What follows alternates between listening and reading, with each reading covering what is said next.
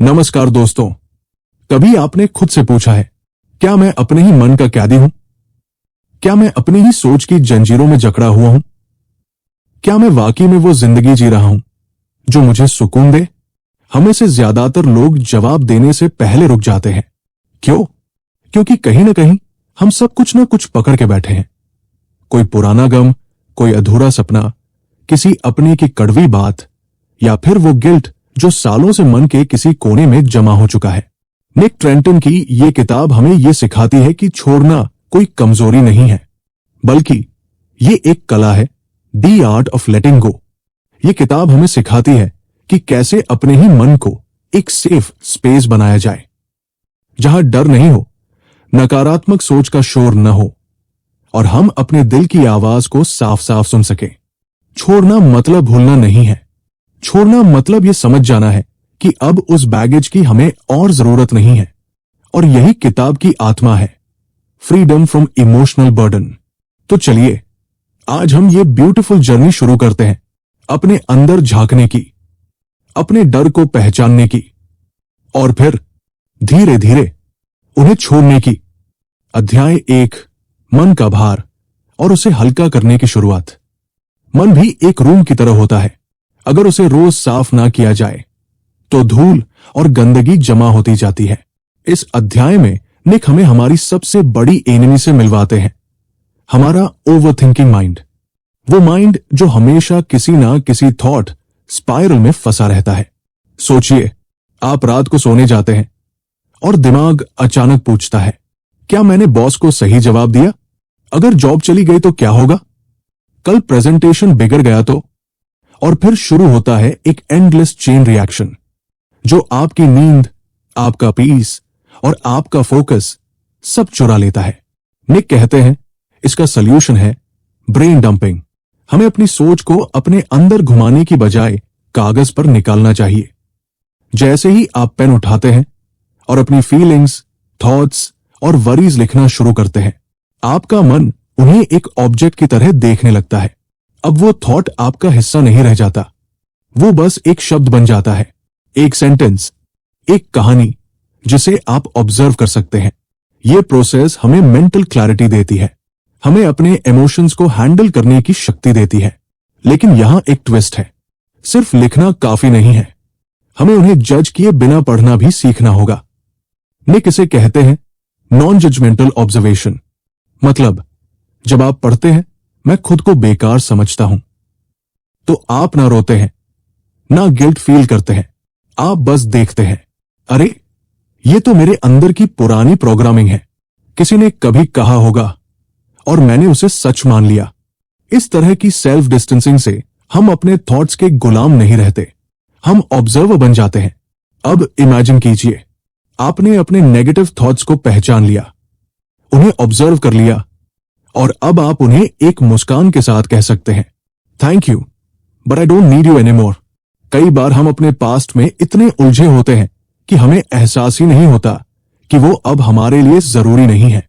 निक बताते हैं कि हमारी कुछ सोच पैटर्न्स हमारे पुराने एक्सपीरियंस से जुड़े होते हैं, जैसे बचपन में सुना हुआ तू कुछ नहीं कर सकता, या कोई हार्ट ब्रेक जिसने हमें ये यकीन दिला दिया कि मैं प्यार के लायक नहीं हूं। ये सब बन जाते हैं अनकॉन्शियस बिलीफ्स जो हमें आगे बढ़ने नहीं देते। अब सोचिए, अगर आपको हर दिन पीठ पर 50 किलो का बैग लटकाकर चलना पड़े तो आप कितना थक जाएंगे, है ना? हमारा इमोशनल बैगेज भी वैसा ही है।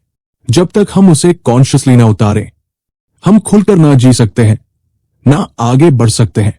निक बताते हैं कि लेटिंग गो की शुरुआत अवेयरनेस से होती है। हर दिन सुबह उठकर खुद से पूछिए, आज मैं किस थॉट को छोड़ सकता हूं? आज मैं किस डर से आजाद हो सकता हूं? ये सवाल सुनने में सिंपल लगते हैं, पर इनका असर गहरा होता है। आपका ब्रेन धीरे धीरे सीखता है कि आपको हर थॉट पर रिएक्ट नहीं करना है। कुछ सोचें बस आती है और चली जाती है, जैसे हवा के झोंके, जैसे बारिश की एक बूंद जो छूकर निकल जाती है। लेटिंग गो की सबसे जरूरी शर्त है खुद के प्रति दया और प्यार। हम अपने मिस्टेक्स को लेकर इतने हर्ष होते हैं, जैसे हम ही जज हो, हम ही अपराधी। निक कहते हैं अपने सबसे अच्छे दोस्त से जैसे बात करते हैं वैसे ही खुद से भी बात करें। जब आप कहें इट्स ओके, मैं इंसान हूं, मैंने जो किया उस वक्त वही सही लगा, तो आप खुद को हील करने की परमिशन देते हैं। और हीलिंग ही है लेटिंग गो की पहली सीढ़ी। इस पहले अध्याय का एक सुंदर संदेश है। आपके थॉट्स आप नहीं हैं, आपके इमोशंस आपकी पहचान नहीं है। आप ऑब्जर्वर हैं, क्रिएटर हैं। जब आप अपनी इनर नॉइज को शांत करना सीख लेते हैं तब बाहर की दुनिया भी धीरे धीरे शांत होने लगती है। लेटिंग गो का मतलब यह नहीं कि आप कमजोर हैं, बल्कि इसका मतलब यह है कि आपने स्ट्रेंथ को पहचान लिया है और अब आप उसके साथ जीने के लिए तैयार हैं। अगले अध्याय में हम जानेंगे कि कैसे नकारात्मकता की जंजीरें हमारे सोचने के तरीके को जकड़ लेती है और कैसे उन्हें धीरे धीरे तोड़ा जा सकता है ताकि हम ग्रोथ माइंडसेट के साथ अपनी जर्नी आगे बढ़ा सकें। चैप्टर 2, नकारात्मक सोच की जंजीरें और उन्हें तोड़ने की क्रांति। कई बार हम उस दरवाजे को पीटते रहते हैं जो कभी हमारे लिए खुला ही नहीं था, जबकि पास में ही एक और दरवाजा क्वाइटली खुला खड़ा होता है। क्या आपने कभी खुद को यह कहते हुए पकड़ा है, मुझसे नहीं होगा, मेरे पास टाइम नहीं है, मैं अनलकी हूं, मेरी किस्मत ही खराब है? अगर हां, तो आप अकेले नहीं हैं। निक ट्रेंटन कहते हैं कि हम सबके अंदर एक डिफॉल्ट नेगेटिव फिल्टर होता है जो हर अनुभव को डर, संदेह और हार के चश्मे से देखता है। लेकिन सवाल यह है, क्या यह फिल्टर वाकई सच है या बस एक पुरानी सोच जो समय के साथ सच लगने लगी? निक इस चैप्टर में हमें मिलवाते हैं इनर क्रिटिक से, वो अंदर की आवाज जो हर कदम पर हमें रोकती है, जो कहती है रिस्क मत लो, फेल हो जाओगे, ज्यादा चाहोगे तो हर्ट हो जाओगे। ये इनर क्रिटिक कोई शैतान नहीं है, असल में ये हमारी सुरक्षा के लिए बना था ताकि हम किसी पुराने दर्द को दोबारा न झेलें या किसी ह्यूमिलिएशन से बच जाए। लेकिन दिक्कत तब होती है जब ये आवाज हमारी ग्रोथ को रोकने लगती है। हम कुछ नया शुरू करने से पहले ही डर जाते हैं और फिर कुछ नहीं बदलता। अब ध्यान से सुनिए, जब हम बार बार खुद को नकारात्मक बातें कहते हैं तो हमारा दिमाग एक फीडबैक लूप बना लेता है। मैं बेकार हूं, इसलिए मैं कोशिश नहीं करता, इसलिए मैं फेल होता हूं, इसलिए मैं बेकार हूं। ये एक ऐसा विशेष साइकिल है जो हमें बार बार उसी जगह ला खड़ा करता है जहां से हम भागना चाहते हैं। निक कहते हैं इस लूप को तोड़ने के लिए हमें कॉन्शियस इंटरप्शन करनी होगी। जब भी वो नेगेटिव वॉइस बोले तू काबिल नहीं है, आप सॉफ्टली जवाब दें, शायद मैं परफेक्ट नहीं हूं लेकिन कोशिश कर रहा हूं। और यही काफी है। जैसे एक पुराने सूखे खेत को नया बनाने के लिए फ्रेश बीज बोने पड़ते हैं, वैसे ही हमारे दिमाग को पॉजिटिव एम्पावरिंग बिलीव्स की जरूरत होती है। निक एक पावरफुल तरीका बताते हैं, अफर्मेशंस। अब ध्यान दीजिए, ये सिर्फ सुंदर शब्द नहीं है, ये वो इमोशनल एंकर्स है जो हमें गिरने से बार बार बचाते हैं। उदाहरण के लिए, मैं हर दिन थोड़ा और बेटर बन रहा हूं, मेरा अतीत मुझे डिफाइन नहीं करता, मैं खुद को समझता हूं और हील कर रहा हूं। जब आप ये बात खुद से रोज कहते हैं तो आपका ब्रेन इन्हें धीरे धीरे सच मानना शुरू कर देता है, क्योंकि दिमाग को फर्क नहीं पड़ता कि क्या सच है और क्या नहीं। वो वही बिलीव करता है जो आप उसे बार बार बताते हैं। क्या आपने कभी सोचा है क्यों कुछ बातें हमें डिस्प्रोपोर्शनेट तरीके से हर्ट करती हैं? क्यों कोई छोटी सी बात भी हमारा दिन खराब कर देती है? निक इसे कहते हैं इमोशनल ट्रिगर्स। हर इंसान के पास कुछ बटन होते हैं जिन्हें अगर कोई छेड़ दे तो हम खुद पर काबू खो देते हैं। ये बटन हमारे पुराने जख्मों से जुड़े होते हैं, कभी बचपन की इंसल्ट, कभी किसी रिलेशनशिप का धोखा। इन ट्रिगर्स को पहचानना जरूरी है, क्योंकि जब तक हम उन्हें जानते नहीं, हम उन्हें हील नहीं कर सकते।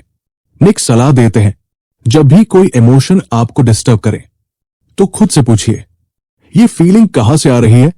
क्या ये आज की बात है या कोई पुराना जख्म खुल रहा है? ये सवाल आपकी इमोशनल मैच्योरिटी को बढ़ाते हैं। आप रिएक्ट करना छोड़ते हैं और रिस्पॉन्ड करना सीखते हैं। लेटिंग गो का एक अद्भुत तरीका है रीफ्रेमिंग। मतलब, जो चीज अभी पेनफुल लग रही है उसे नए पर्सपेक्टिव से देखना। निक कहते हैं हर फेलियर एक फीडबैक है, हर रिजेक्शन एक रीडायरेक्शन है, हर गलती एक सीख है।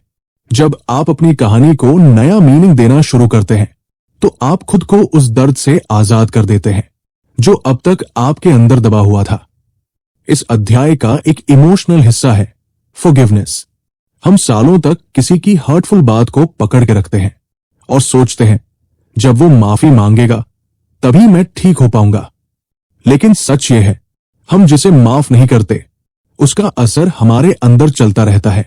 निक कहते हैं, forgiveness is not about them, it's about your peace. माफ करना मतलब अब मैं अपना समय और एनर्जी उस इंसान पर खर्च नहीं करूंगा, अब मैं खुद को हील करने में लगाऊंगा। अब तक आपने सुना और समझा कि कैसे नकारात्मक सोच हमें चुपचाप बांध लेती है, कैसे इनर क्रिटिक, गिल्ट, फियर और ट्रिगर्स हमारा आत्मविश्वास चुराते हैं। लेकिन इस अध्याय के अंत में हम एक नया रास्ता देख सकते हैं जहां हम चुन सकते हैं कि क्या सोचें, कैसे सोचें और कितना सोचें। जहां जिंदगी एक पनिशमेंट नहीं बल्कि एक पॉसिबिलिटी बन जाती है। अगले अध्याय में हम जानेंगे कि लेटिंग गो को लाइफस्टाइल कैसे बनाया जाए, हर दिन, हर मोमेंट में, ताकि ये सिर्फ कॉन्सेप्ट न रह जाए बल्कि एक परमानेंट इनर शिफ्ट बन जाए। चैप्टर 3, छोड़ने को जीवन शैली बनाना। जब हम हर सांस में छोड़ना सीख जाते हैं तो हमारा मन एक शांत सरोवर बन जाता है जहां कोई हवा का झोंका भी अशांति नहीं ला सकता। अभी तक हमने जाना कि कैसे अपने विचारों को कागज पर उतारकर उनके गुलाम से उन्हें मुक्त करना है और कैसे नकारात्मक लय को तोड़कर नए सुर बजाना है। लेकिन ये सब तभी तक सीमित रहता अगर हम रोजमर्रा की जिंदगी में इन आदतों को शामिल नहीं करते। इस अध्याय में हम जानेंगे कि छोड़ने की कला कैसे हमारे रोजमर्रा के शब्द, कर्म और रिश्तों तक छा जाए, ताकि ये सिर्फ जिंदगी का एक सिद्धांत न रहकर एक लाइफस्टाइल बन जाए। जब हम सुबह उठते हैं हमारे दिमाग में अनगिनत विचार दौड़ रहे होते हैं, कल की अधूरी बातें, आने वाले कामों की चिंता। निक ट्रेंटन कहते हैं कि सुबह का पहला क्षण सबसे शक्तिशाली होता है। यह तय करता है कि आज की धुन कौन सी बजेगी। इसलिए हर दिन मॉर्निंग रिचुअल का हिस्सा बना सकते हैं। गहरी सांस लेकर मन को एक सफेद कैनवास की तरह महसूस करना। 3 चीजें सोचना जिनके लिए आप आभारी हैं। एक छोटा सा एफर्मेशन बोलना, मैं सिर्फ आज जी रहा हूं, हर पल मेरे नियंत्रण में है। यह रिचुअल नहीं आपका साधारण रूटीन है, यह आपके मन को कहता है आज मैं तुम्हें जानूंगा, तुम्हें नियंत्रित नहीं करूंगा। हमने पिछले अध्याय में ट्रिगर्स की पहचान की थी, वो बटन जो छूते ही हम प्रतिक्रिया करने लगते हैं।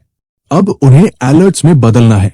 जब भी कोई बोले तुमसे नहीं होगा या आपका दिल बोले मुझे डर लग रहा है, आप खुद को एक जेंटल रिमाइंडर दे सकते हैं।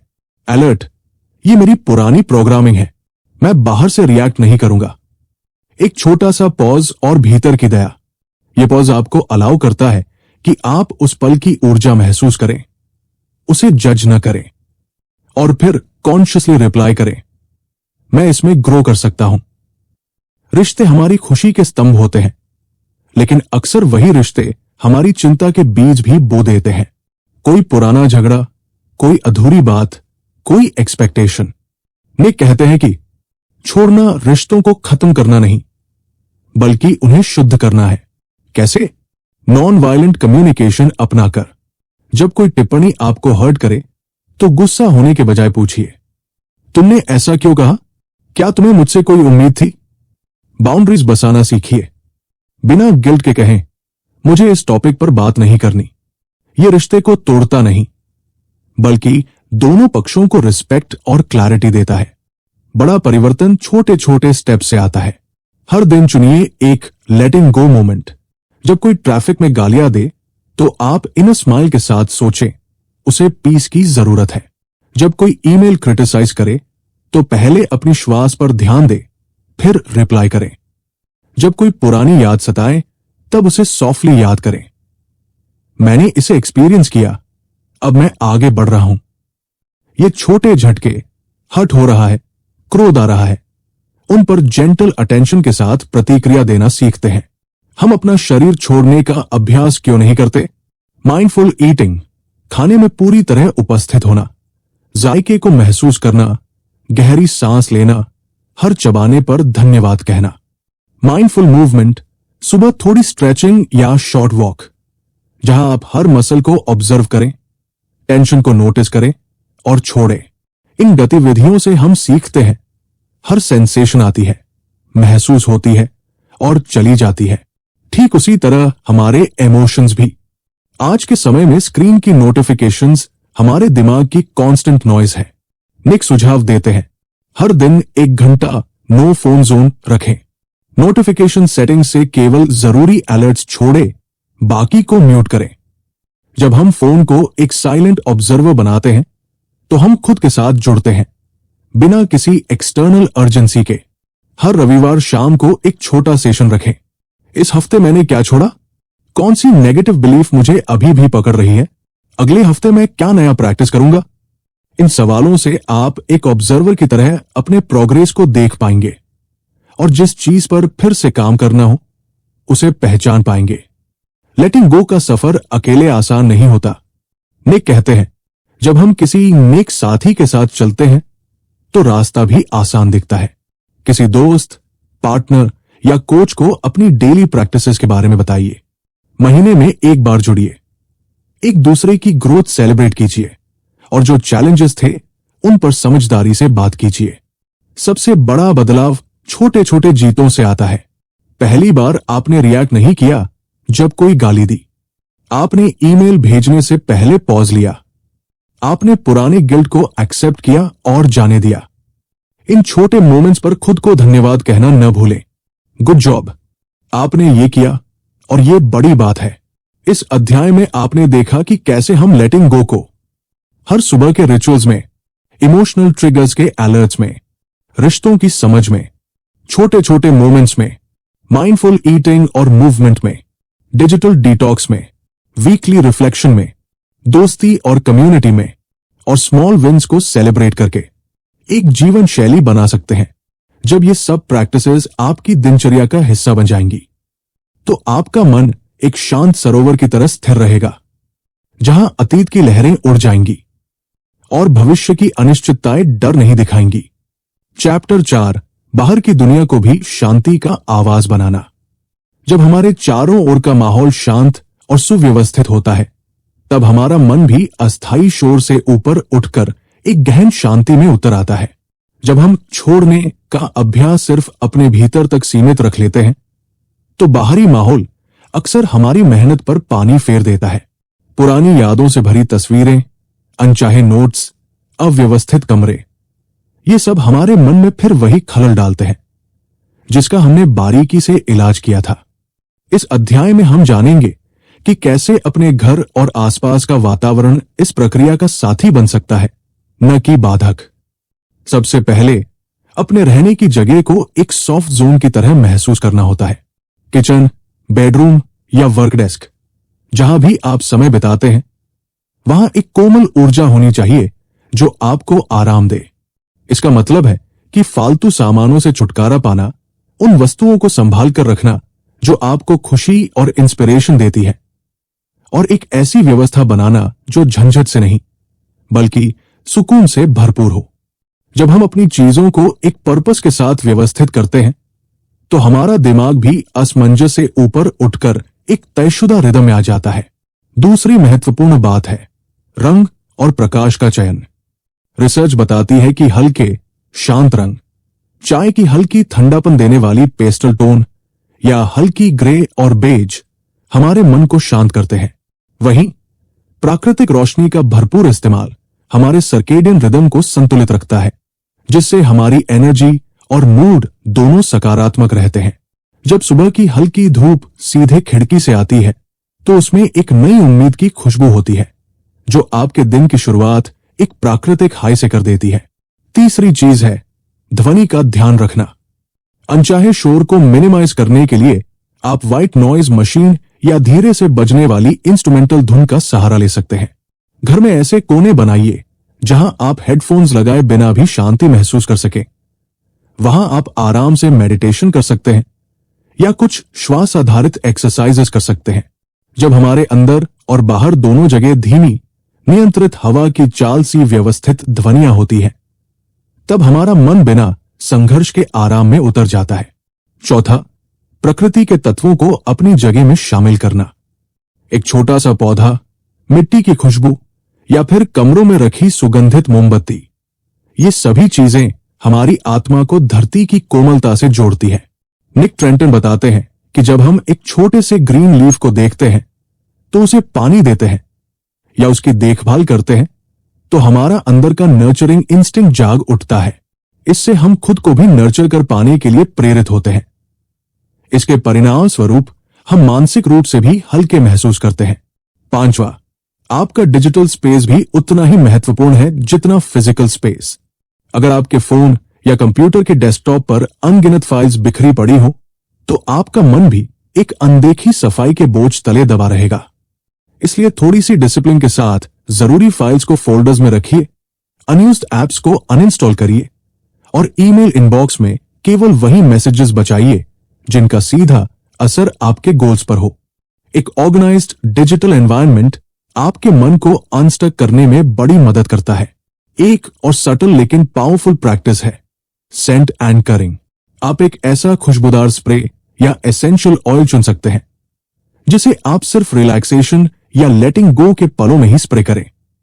धीरे धीरे आपका सबकॉन्शियस उस सेंट को वही भावना से एसोसिएट कर लेगा। जैसे ही आप वो खुशबू महसूस करेंगे, आपका मन ऑटोमेटिक शांत मोड में शिफ्ट हो जाएगा। ये एक छोटी सी ट्रिक है पर असर अचूक होता है। फिर आती है सामाजिक दूरी और बाउंड्रीज की कला। घर में रिश्तेदार या मित्र अगर अक्सर मिलते हैं और आपकी इनर पीस डिस्टर्ब करते हैं तो आप प्यार से लेकिन दृढ़ता से तय कर सकते हैं कि हर दिन का एक स्पेसिफिक समय आपके लिए निजी है। इसे आप एक जेंटल अनाउंसमेंट की तरह रख सकते हैं।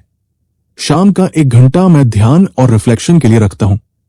जब आपके लव्ड वंस को पता होगा कि यह समय आपका सेक्रेड है तो वे स्वाभाविक रूप से इसका सम्मान करेंगे और आप इंटरप्शन फ्री ध्यान कर पाएंगे। अंततः हम बात करते हैं विजुअल रिमाइंडर्स की।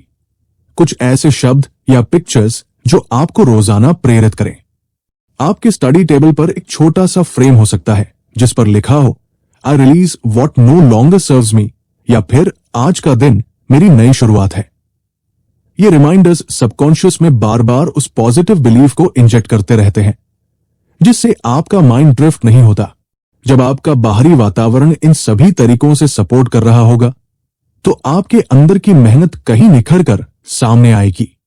आपका मन एक्सटर्नल केओस से बचकर अपने भीतर की शांति में खुलकर सांस ले सकेगा। फिर कोई पुरानी यादें, कोई इंट्रूसिव थॉट्स या कोई भी नेगेटिव पैटर्न बाहर से खींच नहीं पाएगा। इस अध्याय के साथ हमने जाना कि कैसे एनवायरमेंटल डिजाइन का साधारण पर गहरा अधिकार हमें लेटिंग गो के मार्ग पर स्थिर रखता है। अगले अध्याय में हम देखेंगे कि अपने डेली हैबिट्स और रिचुअल्स को और भी गहराई से कैसे ढालें ताकि ये कला हमारे हर पल में प्रवाहित हो और हम एक पूर्ण रूप से इमोशनली फ्री लाइफ जी सकें। चैप्टर 5, दर्द से परे, नई उड़ान का आरंभ। जब हम किसी घाव को ठीक करके आगे बढ़ते हैं तो अक्सर लगता है जैसे कोई गहरी खाई पार की हो। उस खाई के पार एक नया परिदृश्य होता है जहां हर रंग ताजगी से दमकता है, जहां हवा में एक नई खुशबू होती है और जहां हमारी आत्मा नई उड़ान भरने को तैयार होती है।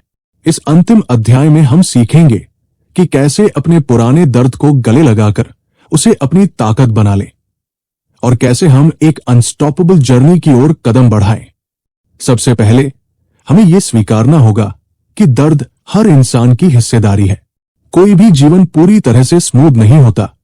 जब हम किसी रिश्ते में टूटन महसूस करते हैं, किसी ख्वाब का अप्रत्याशित अंत होता है या किसी उम्मीद ने साथ नहीं दिया, तब हमारा दिल टूट जाता है। पर दर्द का अनुभव हमें कमजोर नहीं बनाता, ये हमें इंसानियत सिखाता है। दर्द ही वो टीचर है जो हमें दिखाता है कि हमारी कैपेसिटी टू फील कितनी गहरी है। जब हम अपने इमोशंस को डिनाई नहीं करते बल्कि उन्हें महसूस होने देते हैं, तब हम हीलिंग की वास्तविक दिशा में कदम बढ़ाते हैं। दर्द से निकलने का पहला कदम है प्रेजेंस। हर आंसू, हर धड़कन, हर सांस को पूरी तरह से महसूस करना। जब कोई पुराना जख्म फिर खंडराता है तो हम इंस्टिंक्टिवली भागने की कोशिश करते हैं। पर निक कहते हैं कि रचनात्मक लेटिंग गो का असली मैजिक उसी पल में होता है जब हम दर्द के बीच रुककर खुद से पूछते हैं, क्या यह महसूस होना जरूरी है?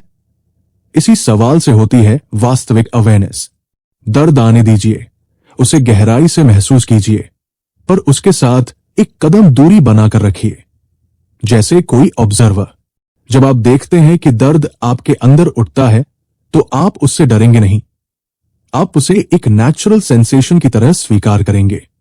दूसरी बात, हमारे पुरानी यादों और ट्रॉमाओं के साथ एक नई कहानी जोड़ना बेहद जरूरी है। जैसे कोई उदासी भरे चैप्टर्स को नए प्रेरक पन्नों के साथ रिप्लेस करना। निक ट्रेंटन एक विजुअलाइजेशन एक्सरसाइज सुझाते हैं जहां आप धीरे धीरे उस सीन को इमेजिन करें जिसमें आपका पुराना दर्द धुएं की तरह उड़कर दूर चला जाता है। आप खुद को एक ऊंची चट्टान पर खड़ा देखिए जहां पंख फैलाए एक विशाल पक्षी उड़ने को तैयार हो। उसी पहलू पर आप अपने दर्द को उस पक्षी की तरह उड़ान भरते हुए देखिए। वो दर्द अब आपके साथ नहीं, बल्कि आप उस दर्द के ऊपर खड़े हैं। इस विजुअलाइजेशन से आपका सबकॉन्शियस आपके भीतर एक परमानेंट बदलाव लाता है। मैं दर्द का शिकार नहीं, मैं दर्द से ऊपर हूं। तीसरी कुंजी है क्रिएटिव एक्सप्रेशन। जब शब्द कभी पूरे सच को बयां नहीं कर पाते तो कला, म्यूजिक, पेंटिंग, पोएट्री हाथ बढ़ाती है। आप एक खाली डायरी में उतार सकते हैं उस समय की एनर्जी को जब आपका मन बंधता था। आप हिंदी के सरल शब्दों में लिखिए कि उस घड़ी आपका दिल कैसा धड़क रहा था, कौन सी आवाजें कानों में गूंज रही थी। या फिर आप कोई सॉफ्ट मेलोडी चुनकर गा सकते हैं जहां आपकी आवाज के पलों में उन तानों का प्रतिरोध न हो। इस क्रिएटिव फ्लो में आपका दिमाग और दिल मिलकर एक हीलिंग सिम्फनी रचते हैं जो धीरे धीरे दर्द की फ्रीक्वेंसी को लोअर पिच पर ले आता है। चौथी बात है बॉडी माइंड इंटीग्रेशन। भावनात्मक चोट अक्सर शरीर में टेंशन, टाइटनेस या पेन की शक्ल में जमा हो जाती है। इसलिए जेंटल योगा, स्ट्रेचेस या एक शॉर्ट वॉक इन नेचर जहां आप हर कदम के साथ अपने पैरों में जमा पुरानी ऊर्जा को रिलीज करते जाएं, वहां आपको गहरे आराम का अनुभव होगा। आप अपने हृदय के पास हाथ रखकर गहरी सांस लीजिए और सोचिए कि हर एक्सहेल्स के साथ आप एक पुराने दुख को बाहर छोड़ रहे हैं। शरीर की यह भाषा आपके मन को एक डायरेक्ट संदेश देती है कि अब बहुत हुआ, छोड़ दो। फिर आती है सेल्फ कंपैशन का पार्ट। हम अक्सर अपनी गलतियों और कमजोरियों के लिए खुद को कठोरता से फटकारते हैं, पर निक बताते हैं कि एक केयरिंग फ्रेंड जैसा प्यार हम खुद को दें तो हीलिंग और भी तेजी से आता है। आप सॉफ्टली बोल सकते हैं, मेरी सीमाएं हैं पर मैं कोशिश कर रहा हूं। आप अपने रिफ्लेक्शन में मुस्कुरा कर कहिए, मैं वाकई में डिजर्व करता हूं शांति, मुझे पूरा अधिकार है खुशी पाने का। इस जेंटल डायलॉग से आपका सेल्फ वर्थ बढ़ता है और आप खुद को वही प्यार देते हैं जिसकी तलाश आपने बाहर की दुनिया में कभी की थी। आखिरी में फ्यूचर फोकस्ड एक्शन से आपका हीलिंग प्रोसेस पूर्णता को छूता है। दर्द से परे सिर्फ एक्सेप्टेंस नहीं, बल्कि ट्रांसफॉर्मेशन का रास्ता है। आप अपनी लाइफ की उन नई मंजिलों को डिफाइन कीजिए जिन्हें आप हासिल करना चाहते हैं। हो सकता है एक नया ड्रीम प्रोजेक्ट, एक यात्रा जो आप करने का सपना देखते रहें, या फिर एक स्मॉल कम्युनिटी सर्विस जहां आप दूसरों के दर्द को भी हल्का करने में मदद करें। जब आपका सपना इतना बड़ा हो कि उस तक पहुंचने के लिए आपको और बाहर निकलना पड़े, तो दर्द अपने आप ही पीछे रह जाता है। दर्द अब आपके लिए एक बैलस्ट नहीं, बल्कि एक फ्यूल बन जाता है जो आपको उड़ान के लिए पुश करता है। याद रखिए दोस्तों, आपकी जिंदगी का हर पल एक ब्लैंक कैनवस है, चाहे आपकी पास्ट कितनी भी गहरी क्यों न रही हो। आपका दिल हर सुबह फिर से धड़कता है एक नए अवसर के साथ। जब आपने अपने दर्द को गले लगाया, उसे देखा, उसे रिलीज किया, तब आपने खुद को वो आजादी दी है जिसकी चाहत हर आत्मा में होती है। अब अपनी आंखें खोलिए और उस हराइजन को निहारिए जहां आपके सपने आपका इंतजार कर रहे हैं। हर ड्रीम एक सितारा है जो तभी चमकता है जब आप उसकी तरफ इतना साहसिक कदम बढ़ाएं। अपने दिल की सुनिए, अपनी आत्मा की पुकार को महसूस कीजिए और सचमुच उसे उड़ान भरने दीजिए। ये यात्रा खत्म नहीं, ये अभी शुरू ही हुई है। आपका मन अब एक शांत सरोवर की तरह स्थिर है, जहां अतीत की लहरें अब नहीं लौटेंगी। आप अपने भीतर की शक्ति को पहचान चुके हैं। तो उठिए दोस्तों, एक नई उड़ान भरिए, अपने ड्रीम्स की ओर, अपनी खुशी की ओर, अपनी आत्मा की वो आवाज सुनने की ओर जो कहती है तुम आजाद हो। उड़ो। इस पूरी यात्रा में हमने देखा कि कैसे दोहराव भरे विचार हमें बांधते हैं, और एक सरल ब्रेन डंप से हम उन्हें पहचान कर ऑब्जर्वर्स बन सकते हैं। हमने जाना कि नॉन जजमेंटल ऑब्जर्वेशन हमें अपने नेगेटिव थॉट से अलग खड़ा होकर उन्हें नए पर्सपेक्टिव से देखने का साहस देता है। हमने समझा कि हमारी इनर क्रिटिक हमें बचाने के नाम पर रोके रखने की कोशिश करती है, पर हम उसे अफर्मेशंस और रीफ्रेमिंग से धीरे धीरे रीप्रोग्राम कर सकते हैं। जब हम अपने सोच के लूप्स को तोड़कर हर फेलियर को फीडबैक और हर रिजेक्शन को रीडायरेक्शन मानते हैं, तब हम एक नए ग्रोथ माइंडसेट के मालिक बन जाते हैं। रोजमर्रा की जिंदगी में हमने सीखा कि छोटे छोटे लेटिंग गो मोमेंट्स, ट्रैफिक में धैर्य रखना, ईमेल से पहले एक गहरी सांस लेना, या किसी पुराने गम को सिर्फ देखा बिना पकड़े, ये सभी हमारी प्रैक्टिस को मजबूत करते हैं। माइंडफुल ईटिंग और जेंटल मूवमेंट ने हमें सिखाया कि हर सेंसेशन आती है और चली जाती है, ठीक उसी तरह जैसे हमारी इमोशंस। अपने घर और डिजिटल एनवायरनमेंट को व्यवस्थित करके हमने एक्सटर्नल केओस को शांत किया और scent anchoring, soft colours, natural light जैसे साधनों से उस शांति को और गहरा बनाया। हमने जाना कि छोटी सी विजुअल रिमाइंडर भी सबकॉन्शियस में पॉजिटिव बिलीव्स इंजेक्ट करके हमें ड्रिफ्ट होने से बचाती है।